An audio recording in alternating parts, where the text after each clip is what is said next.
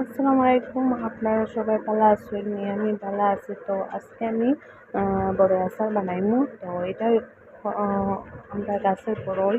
তো শুকনা বড়ই শুকাইয়া রাখা হইছে। তো বহুত দিন হয়ে গেছে আচার বানাইমু কইরা আর বানানিও হন না। তো আজকে হইছে আচার বানাইতাম। তো লাগিয়ে গেলাম আচারের প্রিপারেশনও। তো এখন দেখা যায় বড়ইটা তেল দেওয়ার পরে বড়ইটা কালা করে তেলের মধ্যে একটু ভাজা করলাম। তারপরে দিলাম সব মশলা। তো এখানে মশলার মধ্যে সব কিছু দিলাম, গুয়ামরি, তারপরে পাঁচফোড়ন, তারপরে টেঙ্গা বাহর, তারপরে আজওয়ান সব কিছু দিলাম।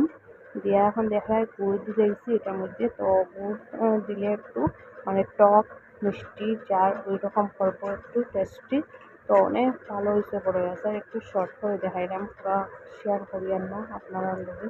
তো এখন দেখা যায় আমার বড়ই আচারটা হয়ে গেছে কমপ্লিট। এখন একটা আমি কাঁচের ডিব্বার মধ্যে রাখি দিই। তো বহুত দিন হইব। তো লাস্ট টাইমে একটু ভিনিগার দিলাম, নষ্ট হইতে না করি ওই কারণে ভিনিগার দিয়েছি। তো এখন ২ ডিব্বা হয়েছে, এটার মধ্যে জাগাও না। তো ওইটার মধ্যে রাখলাম। তো রাখি এখন রোদ্র শুকানি দিমু, দেওয়ার পরে রাখি দিমু। তো দেখায় আমার বড়ই আচার খুব টেস্টি হয়েছে, খাইতে খুব মজা হয়েছে। তো আপনারা ঘরে ট্রাই করবা।